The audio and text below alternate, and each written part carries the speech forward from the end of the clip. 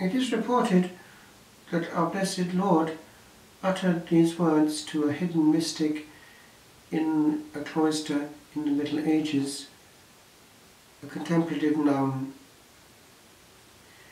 Purity draws my eyes. Humility draws my eyes and my heart.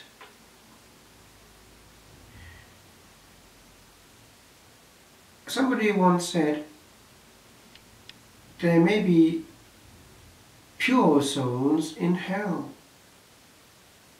but there will be no humble souls.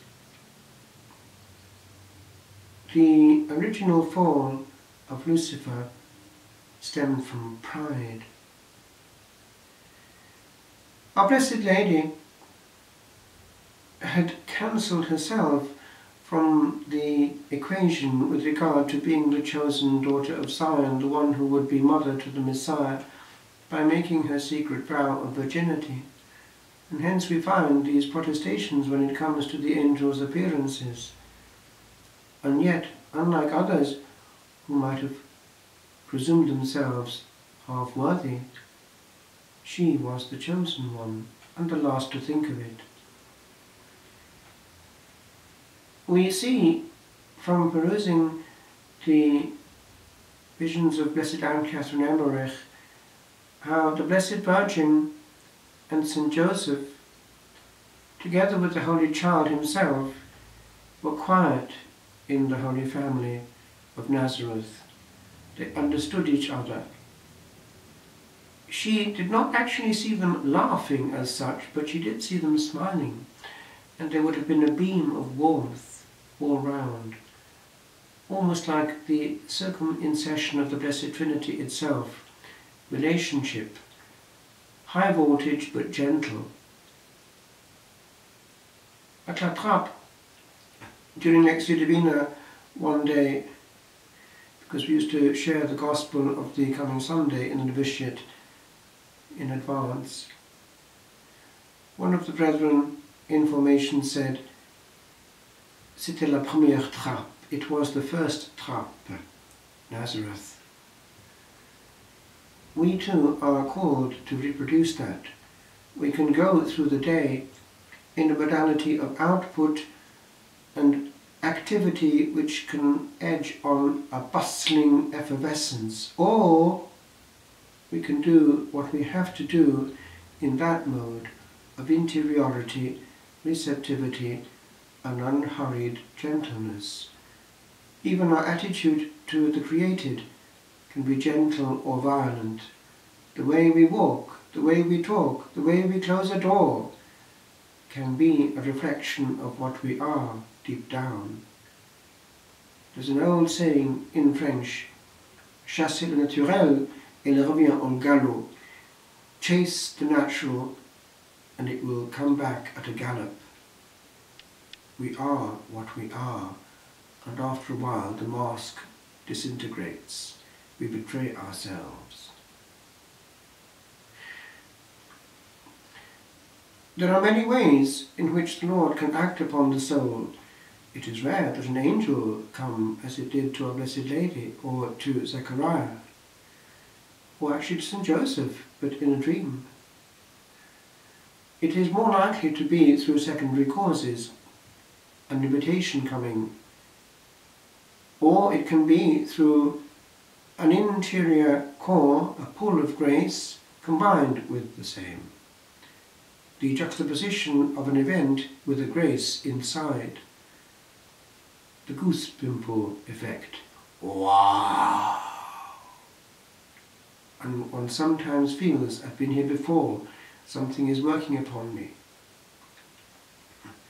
One day, in the depth of Paris, centuries ago, a young man was enjoying himself. He was coming back around midnight from a well-lubricated evening of great fun and games. He slumped into his bed, half sober, and heard something. It was a bell. It was the bell of the Carthusian monastery, which was in Paris. It wasn't that far from his apartment. And it hit him out of nowhere. He saw how he was frittering away the night and how these other young men were clocking up the hours. And it hit him between the mental eyes. Time is not as long as we think. Which is better?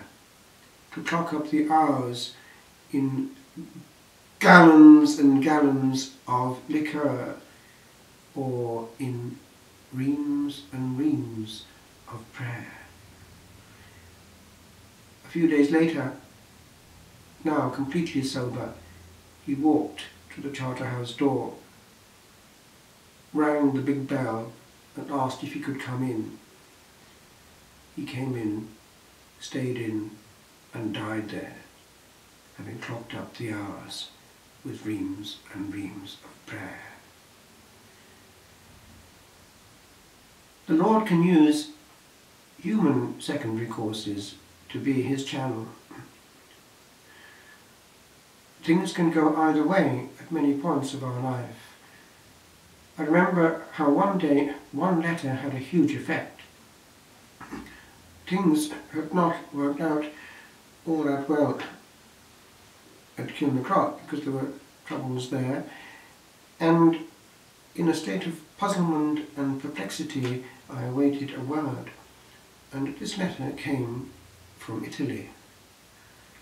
In French.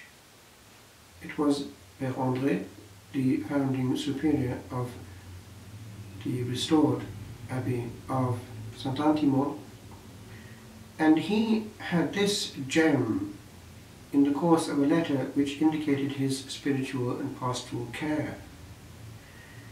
Indicating two possible ways ahead, he dwelt for a moment on that of coming to Sant'Antimo, where he insisted, compared with what might happen elsewhere, the solemnity of the liturgy and the rhythm of the hours was such that they gave une grande sérénité, a great serenity to the soul. And that word somehow had a resonance. To spend one's hours in and out of an angelic mode, duly celebrated and elevated to the heights of what can be done on earth as a counterpart of their worship, and in there to be bathed and rocked by their wings and under them, and to breathe in their own angelic mode of praise and etheric glory, is to be serene, is to clock up well the hours. And so it is that a paragraph had a huge effect. Although sometimes one sees perhaps one could have saved time by not making so many blunders, so many quick decisions which affect the course of time. But God is God, and is God of his own, and knows how to use all the primary and secondary causes to recuperate his own and get them to do finally what his project wants. Oh, clemens, oh, pia, oh, dulcis Virgo Maria.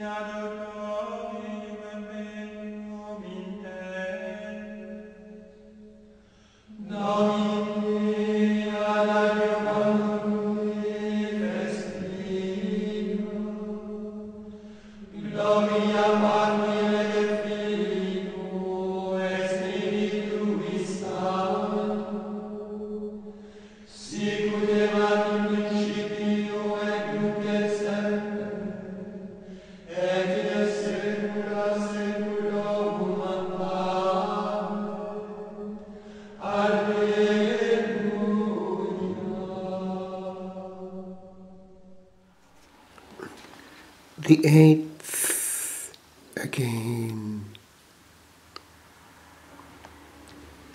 This day has come before, and it has been a place of many meetings, for it saw the moments rent asunder, when was seen too much for but a brittle part of your. O hinge of heavy aeons, we are not all present in a day, when cast away are days that hang on this, when bliss forgot is hell of double hurting left for aye. O blunder that shall thunder evermore, or gathering clouds of sorrow, morrows long shall gaze on this thy face, that glancing o'er a choice of loaded weight, spared ne'er a song, for what a noise of ears would e'er lament, for what a poised second ever rent. We have been here before, and time has struck the hours into this shape that they must bear tomorrow and tomorrow, for strange luck, or dint of high permission, nodding there behind the hills of history, cast a look of patient heavy groaning where we walk on maps of hapless moves, as on this book of life unwrit we ere the story balk. And yet, O finger of the script long writ, is there a spark of wisdom where the mad are given leave to strut, and this high fit of highest madness made to make us sad for evermore, is it forever known as best, for that its author knew his own?